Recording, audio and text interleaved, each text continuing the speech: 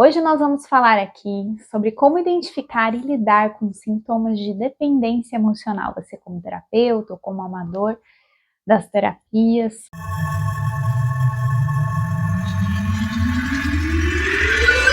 Perceba se existe aí nesse quadro sintomas como uma necessidade incessante de validação, uma sensação de uma busca de suporte e orientação, sensação de incapacidade.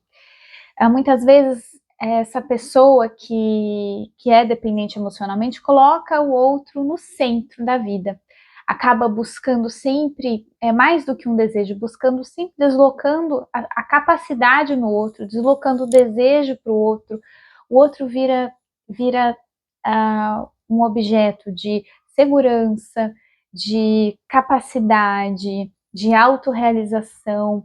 Quando existe esse deslocamento, o que acontece? Essa pessoa fica vazia, então vazia de si mesma. Muitas vezes essa pessoa que está passando por esse processo de dependência emocional, porque não é um transtorno, é uma forma de se vincular, de se relacionar com outras pessoas, ela está com uma sensação de vazio existencial.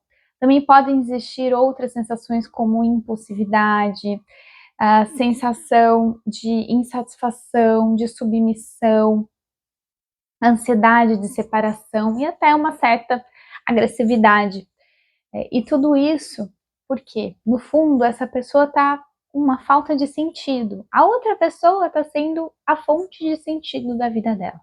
Isso é muita coisa para o outro aguentar e é muita coisa para essa pessoa que está passando, tá se relacionando dessa forma. Quando a gente tem uma dependência emocional, isso vem de uma forma de se relacionar que a gente chama de um apego ambivalente, um apego ambivalente, um apego preocupado. Muitas vezes essa forma de se relacionar foi estabelecida lá na infância, quando de alguma forma essa criança ela acreditou e achou que ela não tinha capacidade, ou ela não tinha forças para ser quem é, e ela tinha que seguir uma outra pessoa, né? Ela não tinha as próprias vontades, ela tinha que seguir as vontades de outra pessoa.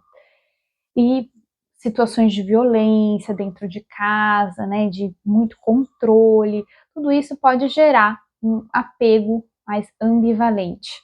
Ou até mesmo pais que são, muitas vezes eles são instáveis, e isso dá uma sensação para a criança de não saber quando que ela pode fazer alguma coisa, ou uma sensação de, dependendo do que ela fizer, esse comportamento do pai vai mudar. Mas se eu me comportar bonitinho, se eu fizer tudo certinho, o meu pai vai ficar feliz comigo, ou ele não vai ficar triste. Se eu ajudar tudo em casa, eu vou fazer isso. Então, essas pessoas que são dependentes emocionalmente, ou estão dependentes emocionais, elas podem ser também muito obedientes, ou podem ter aprendido a ser boazinhas. E o que acontece? Nesse apego, não é que você, quando a gente gosta de alguém, a gente também sente saudade dessa pessoa.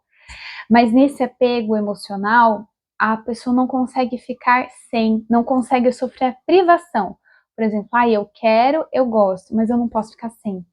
Então, a gente gosta, eu gosto muito dessa caneta, mas eu não posso me ver sem essa caneta nem por um segundo, porque essa caneta vira o centro. É isso que acontece num processo de dependência emocional, tá?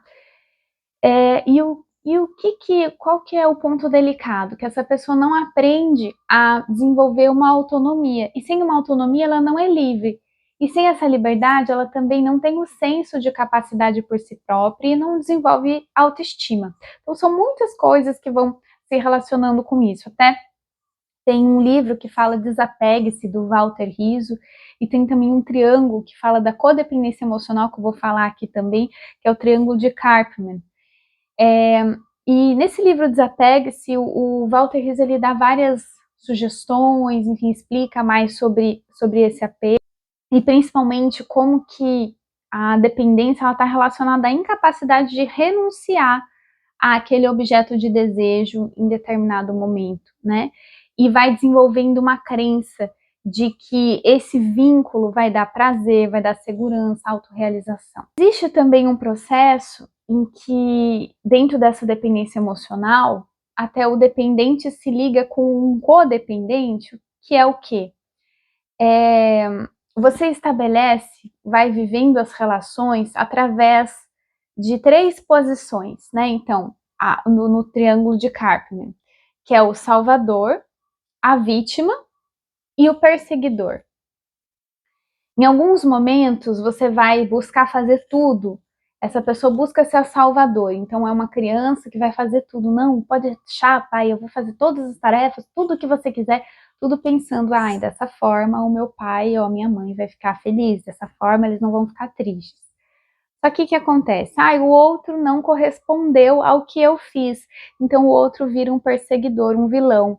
Ele não me ama, ele não me quer, ele não me deseja, né? Isso acontece tanto na relação dos pais, primeiro na infância, e depois vai ser deslocado para amizades, para relacionamentos amorosos.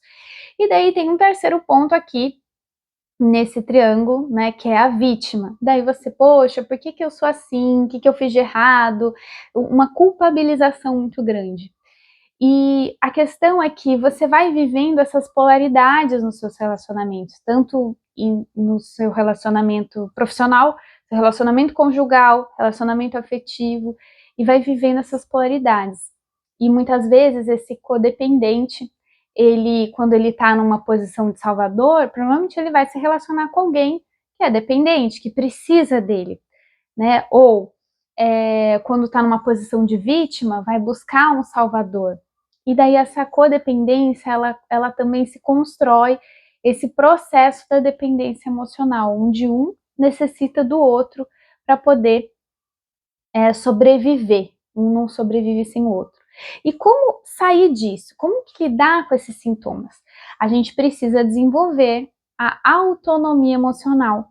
E para desenvolver esse processo de autonomia emocional, tem alguns passinhos. Eu vou abordar com vocês ao longo de algumas aulas, aqui uns vídeos. Mas um primeiro passo é começar a perceber que é possível viver sem esse objeto de desejo, ou seja, criar espaços na sua vida, distância dessa pessoa, distância. Mas você vive com essa pessoa, tá? Mas você vai criar espaços onde você vai poder estar só e vai poder se alimentar da própria solidão. Através dessa solidão, você aos poucos vai criar e perceber recursos para você lidar com a sua sensação de vazio dentro de si, para você lidar com as dificuldades que você passa na sua vida ou nos seus relacionamentos, que no fundo também partem de você. Então, esse é um primeiro passo, de você abrir espaço para você sentir sentir os recursos que você pode ter nessas situações de solidão. Um outro passo também que você pode fazer é justamente construir outros espaços seguros e ver, por exemplo, se você é muito fixado em uma pessoa especificamente, é você perceber, você tem um espaço seguro no lugar que você vai fazer exercício físico, você tem um espaço seguro no seu trabalho, né, ou vice-versa, você tem um espaço seguro dentro da sua casa, você tem um espaço seguro com pessoas que você ama. É muito importante você criar espaços seguros e, por isso, fuja de situações ou relações em que você sabe que você não é bem-vindo ou bem-vinda, porque essas situações, elas incentivam em você essa sensação de, eu não pertenço, eu não mereço, ninguém gosta de mim, o que eu fiz de errado, né? O mesmo gatilho ali provocado na relação lá da infância.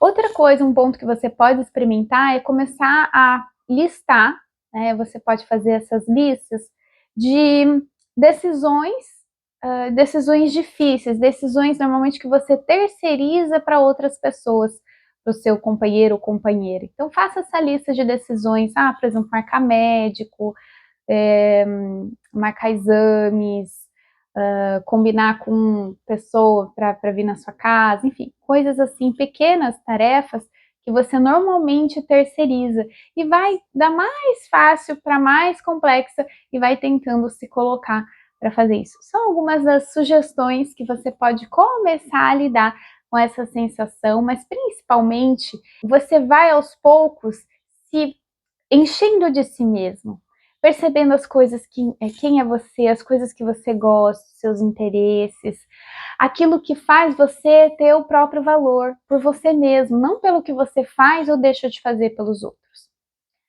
Bom, esse é o primeiro vídeo sobre esse tema. Se você gostou, então curte aqui, que vai ser importante a gente ter esse feedback e compartilhe com outras pessoas que possam usufruir desse conhecimento também. Vamos juntos decolar!